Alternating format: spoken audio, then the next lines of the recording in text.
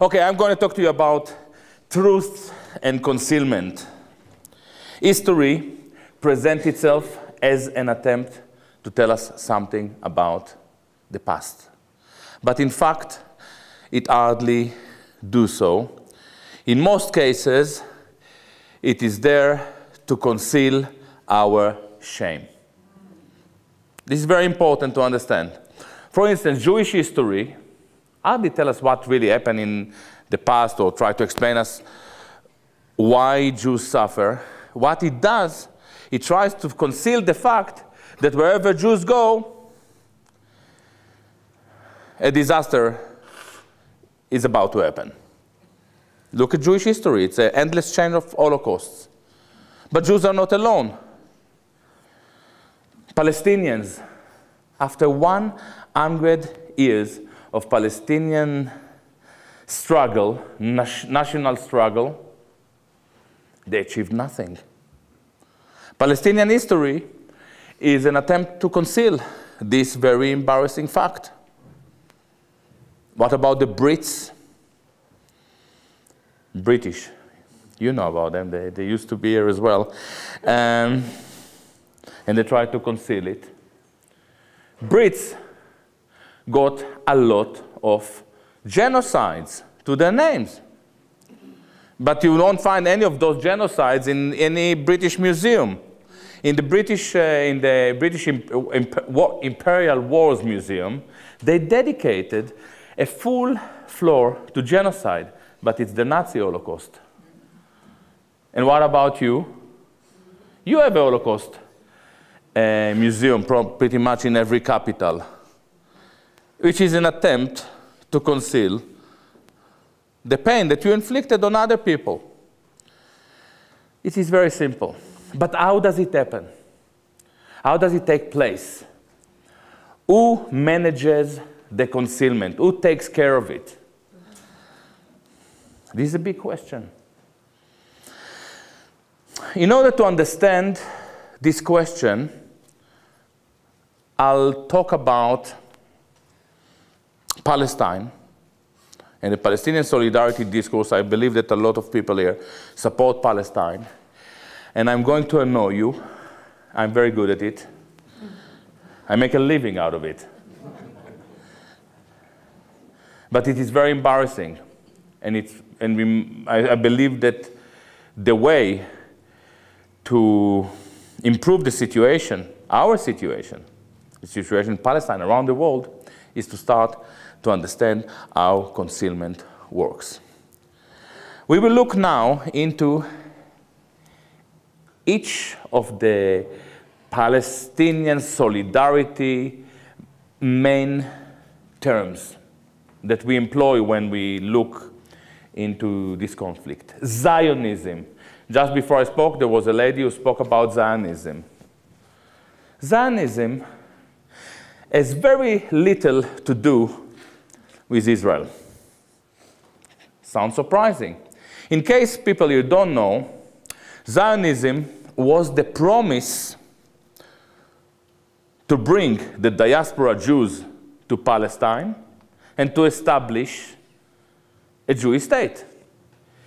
A Jewish state was established in 1948, and since then, Israelis are not concerned with Zionism. I was born in Israel. We didn't know, we don't understand what Zionism is.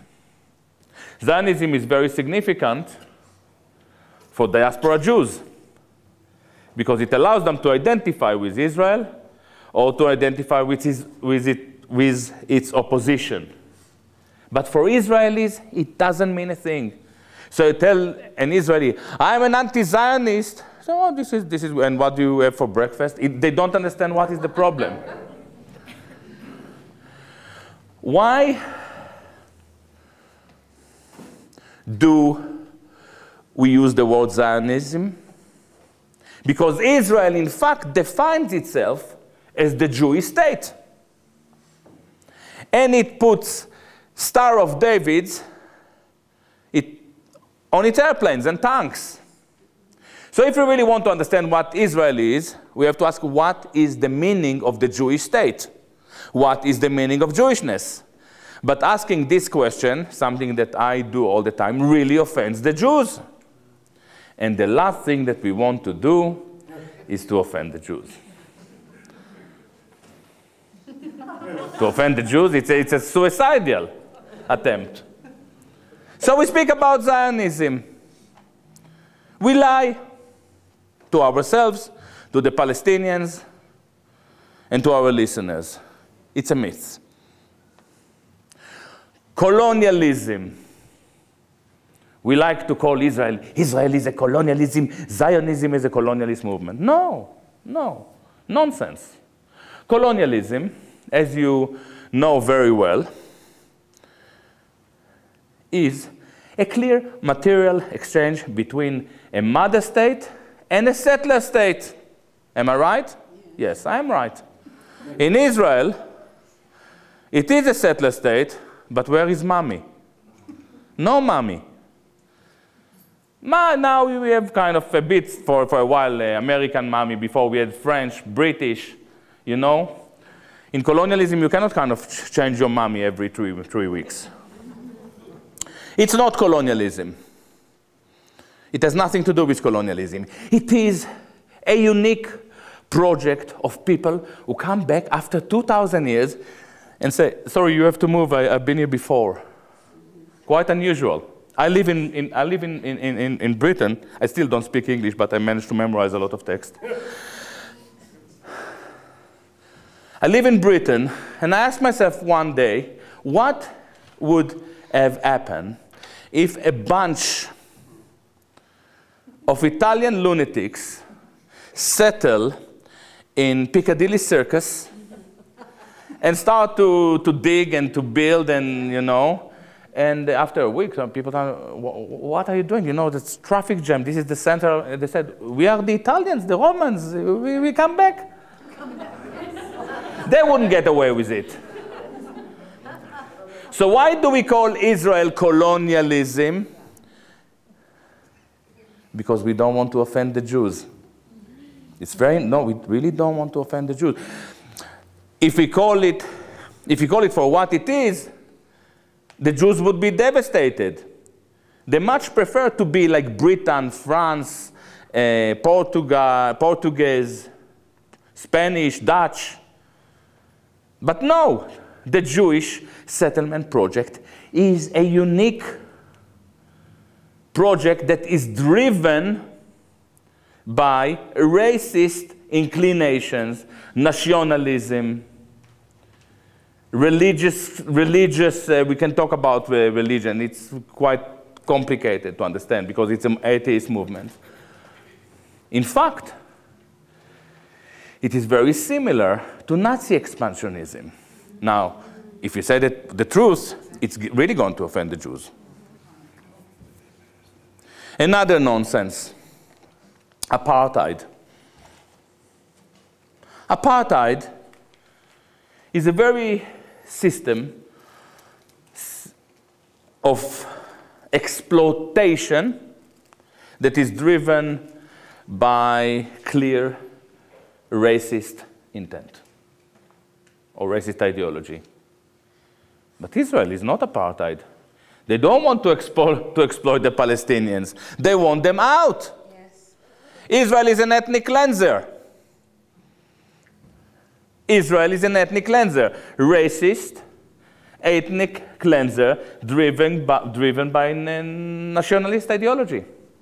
It is very similar to the Nazi ideology.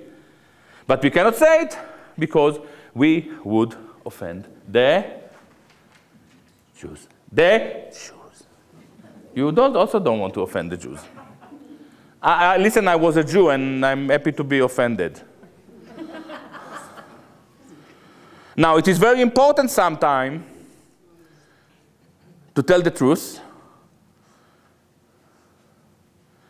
because if you want to improve the world we are living in, truth is of the essence. And it is also very important to tell the truth to the Jews because this is the only way to save them from making mistakes. It's not that we want to offend them. Truth is at the core of Western thinking. This is why you are so great in America. When you used to tell the truth, you knew how to make cars. Yes.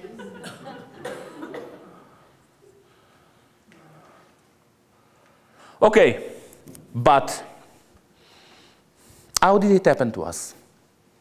Is there anyone in the room that is not offended yet?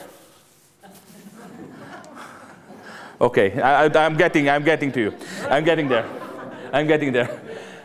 How did it happen to us? How is it possible that our intellectuals in the movement and activists are all misleading themselves, misleading their listeners, engage in a discourse that is all based on false terminology? It's quite painful. By the way, we can talk about America. Your entire progressive discourse is also misleading. And I'm here for 4 talks, and every day I will deconstruct another discourse.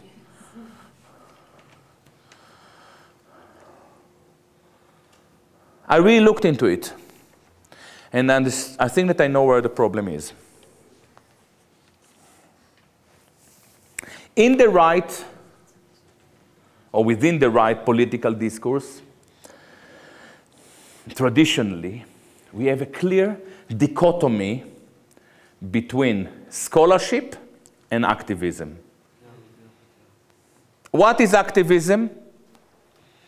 Activism is an attempt to make our world a better place, to introduce a social change. It's a beautiful thing. What is scholarship?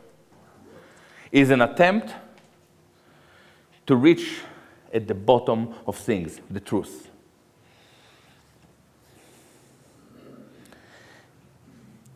In the new left discourse, in the progressive discourse post-1968 revolution, there is no dichotomy between the activists and the scholars. If you look at your leading progressive activists like Chomsky or whatever, they call themselves activists. This is the problem. Once this dichotomy is blurred, we start to compromise on the truth. Say, "Oi, but you know, we don't want to offend. All the time we try to reach new allies." I always, every day, I try to reach new enemies. Dedicated. I come to a place, you don't know me, I don't know you, and I try to annoy you. That's the way I work. I'm a jazz artist. I play unlistenable music. And I make the career out of it. And by the way, I have a concert tonight, no? Jason, is it tonight, the concert? Yeah. I brought my saxophone. I thought maybe in the end, if you are not so sure that you are coming, I will play one tune and I'll convince you. Now, I'm not an activist, and I put two of my phones to make sure that I kind of talk for 25 minutes, but I forgot to see when I started. I really want to make it very clear, and then we will have time for questions and to delve on all those issues that Rich discussed. And how do we move forward?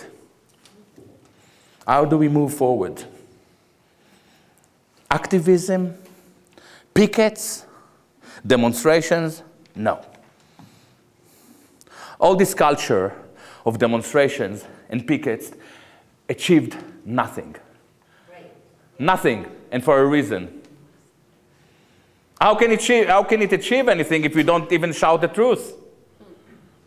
So 4 million gather in central London to protest against the war, massive number, and a week later, Britain is taken into a war, and 3 months later we realize that we killed 1 million innocent Iraqis, and nobody comes to the street. Because they were not genuine.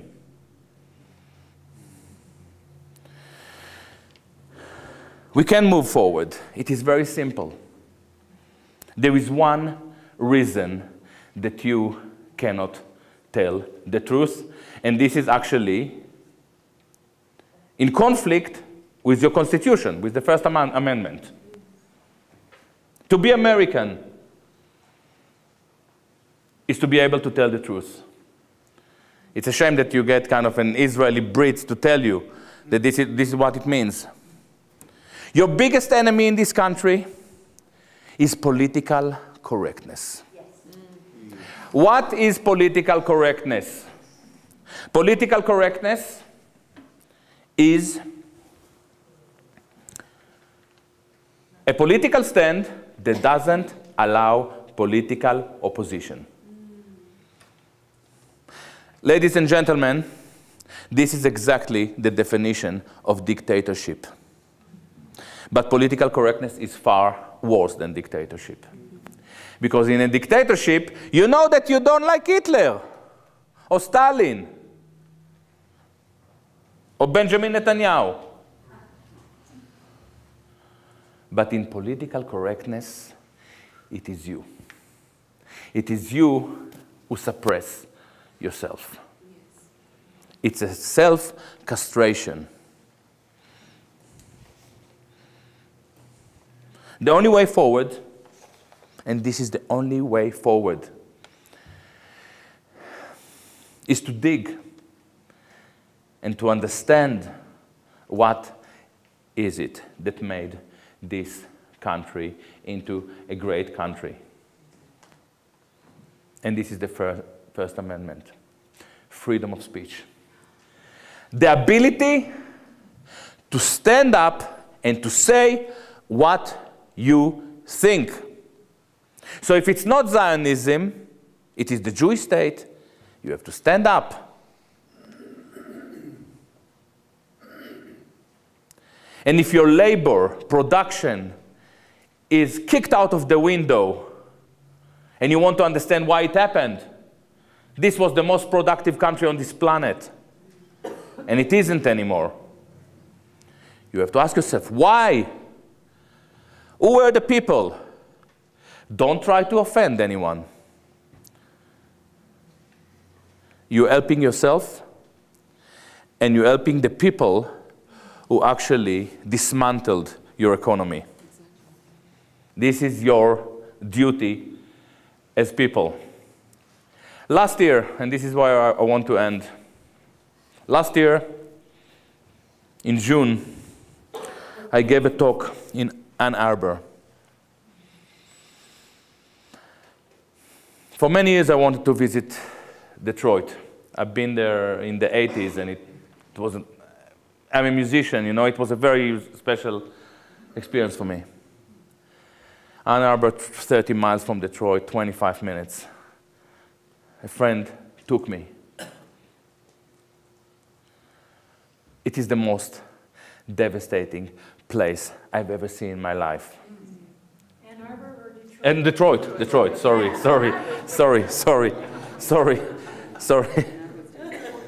Ann Arbor is pretty much the opposite. It is the most devastating place on this planet. It is actually far more devastating than Gaza. Because in Gaza, there is life. Life under occupation, oppression. But in Detroit, there is no life. It is dead. And it's about time to understand that we are all Palestinians. Yes. Now, why we can't see it? Because for some reason, and I'll talk about it in the next talks, I don't want to drift too far from Palestine. We were trained to think as a. When I grew up in the 60s, 70s, 80s, the left told us that it doesn't matter if you're a Jew or black or Muslim or woman, a lesbian, gay. What matters is your role within the production chain. So if you work in a factory, we're all the same. But not anymore. The new left taught us to speak as a Jew, as a Muslim, as a lesbian, as a black. They took our society and they spliced us into identities. Instead of looking into the most important thing, which is production. Production. We fight for hours like sectarian wars that have zero interest for the nation. Gay marriage, who cares about it? They want to get married, what? It's none of our business. What we want is to work. Palestine. The people in Ann Arbor in the night, they told me, Gilad, we want you to speak about Palestine. I asked them, why do you want me to talk about Palestine? Palestine, I don't know, is it 12,000 miles from here? Detroit is just 30 miles. Let's talk about Detroit. Why didn't you care for Detroit as much as you care for Palestine? These are your neighbors. This was a liquidation of class, of a productive class. Many blacks, Hispanics. And I realized that the biggest danger with Palestine is that it became a solidarity pet. Instead of really caring for humanism wherever we are, they gave us kind of a solidarity. We go, we put flags, we blah, blah, blah, blah, blah, and we care about something 12,000 miles. All the time, we are brought down. Once we understand that humanism is being one people, we start to move forward. And it can be done. You are here today, I guess, because you somehow understand it and maybe don't know how to express it. That's it.